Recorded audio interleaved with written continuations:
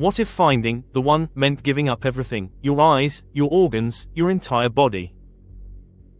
Down in the crushing, endless dark of the deep ocean, there's a love story so bizarre, it makes the vow, till death do us part, a terrifying, literal reality.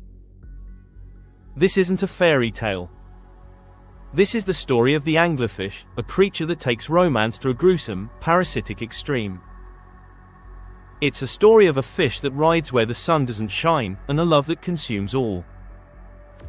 And I promise you, by the time this video is over, you will never hear the words, "I'm completely devoted to you," the same way again. And to understand this strange romance, we have to journey to one of the most hostile environments on Earth. The problem: a world of nothing. Imagine a place where the sun is just a memory. We're going down, far past the sunlit upper layers, past the twilight zone, where the last glimmer of light fades. We're entering the midnight zone, a realm that starts about 1,000 meters down. Here, the pressure is immense, enough to crush a submarine like a soda can. The water is perpetually, bone-chillingly cold, hovering just above freezing. And most importantly, it is completely, utterly dark. This isn't just darkness, it's the absence of everything. It's a vast, three-dimensional desert of black water. Food is incredibly scarce. A stray fleck of organic matter drifting down from above, what scientists call marine snow, is a rare feast. Marine snow. Even the name sounds beautiful for something so desperately needed. In the midnight zone, a single drifting fleck of it can mean the difference between life and death. That's the world we're in. That's the stakes. In this sparse, lonely world, the biggest challenge isn't just finding your next meal, it's finding someone, anyone, else. For the anglerfish, the problem is profound. How do you find a mate in an abyss the size of a planet, when you can't see your own fin in front of your face? The odds are so low, it seems like a miracle the species exists at all. But evolution is nothing if not creative. Faced with impossible loneliness, it didn't just find a solution, it devised one of the most horrifying and fascinating arrangements in the entire animal kingdom. The answer wasn't finding a partner for a season. It was about finding a partner for life, and then becoming a permanent part of them. Stay with me, because what happens next is where this story gets truly unbelievable. The journey, a desperate quest. Our story starts not with the monstrous female from our nightmares, but with the male anglerfish on his tragic quest. And you can forget any notion of a brave knight. The male anglerfish is, to put it bluntly, a pretty pathetic creature. He's tiny, often less than 3 centimeters long, a mere fraction of the female's size. In fact, some species are among the smallest sexually mature vertebrates on the planet. He hatches into the dark with a single, all-consuming purpose: find a female. He's born with a highly developed sense of smell, like a biological GPS programmed to detect the faintest trace of a female's pheromones. He has large eyes, for now, to catch the faintest glimmer of bioluminescence that might signal her presence. But his body is a ticking clock. He has no efficient way to feed himself. His digestive system is often underdeveloped. He is a tiny torpedo of genetic material with a very limited fuel supply. His life is a frantic, desperate race against starvation. Most will fail. They'll drift through the endless black until their energy reserves just fade away. But for a lucky few, the scent gets stronger. A faint, distant star appears in the void. It's not a star, but a lure, the glowing esker of a female anglerfish, a beacon of hope in the desolate dark. He has found her. He has found his queen, his salvation, and his doom. His journey is over. His transformation is about to begin.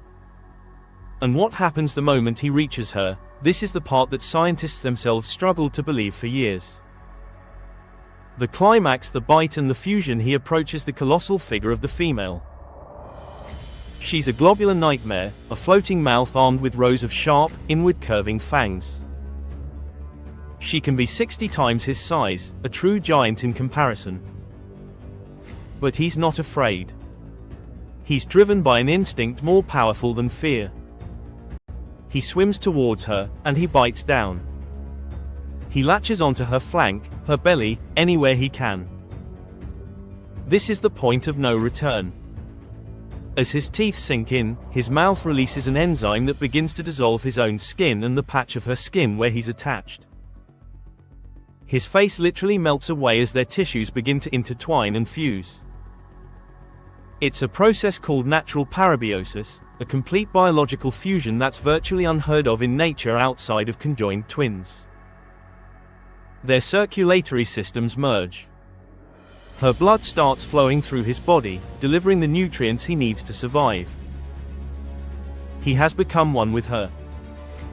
But this union comes at a terrible cost. Now that she's feeding him, he no longer needs his own organs. His body begins to wither. His eyes, which he used to find her, shrink and disappear. His fins atrophy. His internal organs break down and get absorbed, until he is little more than a pair of testes attached to her body. He's no longer an individual. He has become a permanent, living sperm bank, fused to her for the rest of her life. And she isn't always monogamous. A female anglerfish might be found with multiple males fused to her body, a tiny harem of withered partners providing an endless supply of sperm whenever she's ready to spawn. It's the ultimate commitment, where one partner literally dissolves his own identity to become a part of the other. Now here's the question that tortured scientists for decades: how is this biologically even possible? Because by every rule of science, it shouldn't be. The explanation an evolutionary masterpiece, so how is this even possible? How can one animal fuse to another without the host's body violently rejecting it as a foreign invader? This question has fascinated scientists for decades. In any other vertebrate, this kind of fusion would trigger a massive immune response, the same kind that causes organ transplant rejection. Recent genetic studies revealed the secret. Anglerfish that practice this permanent sexual parasitism have radically altered their immune systems. They've lost key genes responsible for identifying and attacking foreign tissue. The tools that would normally fight off an intruder, like T cells and antibodies, are either severely blunted or missing. In humans, this would be a fatal immunodeficiency. But for the anglerfish, it's the key to their reproductive success. The female's body doesn't recognize the male as foreign, allowing for their gruesome, yet peaceful, fusion. This incredible adaptation, known as obligate sexual parasitism, didn't happen overnight. Research from Yale University suggests this system may have evolved around 50 million years ago. 50 million years. To put that in perspective, 50 million years ago, humans didn't exist. Dinosaurs had only just gone extinct. And even then, in that ancient ocean, the anglerfish had already figured this out. As their ancestral habitats changed, anglerfish may have been pushed into the vast, open darkness of the deep sea. In this new, empty environment, finding a mate became the single biggest obstacle. Sexual parasitism was the brutal, brilliant solution. By sacrificing the male's individuality, the species ensured its own survival. The queen of the abyss and her viral fame. While the male's story is one of sacrifice, the female is the undisputed queen. Her appearance is the stuff of legend, popularized by films like Finding Nemo. She is mostly a giant mouth and a stomach that can expand to swallow prey larger than herself. Her most iconic feature is the bioluminescent lure, or esker, that dangles from her head. And that light isn't even her own. It's produced by a colony of symbiotic bacteria living inside the lure, another strange partnership in the dark. For all her monstrous fame, she remained a creature of myth for most of us. That is, until a viral moment in 2024. In an incredibly rare event, a black sea devil anglerfish was filmed alive near the surface off the coast of Spain. The footage captivated millions. Think about that for a second. A creature that has spent its entire life in complete darkness, under crushing pressure, in water just above freezing, suddenly dragged into sunlight, into warmth, into a world it was never built for. It had no idea what any of it was. The cameras. The light. The humans staring back. It survived just long enough for the world to finally see it. And then it was gone. For many, it was the first time seeing this hideous yet captivating creature as a living, breathing animal.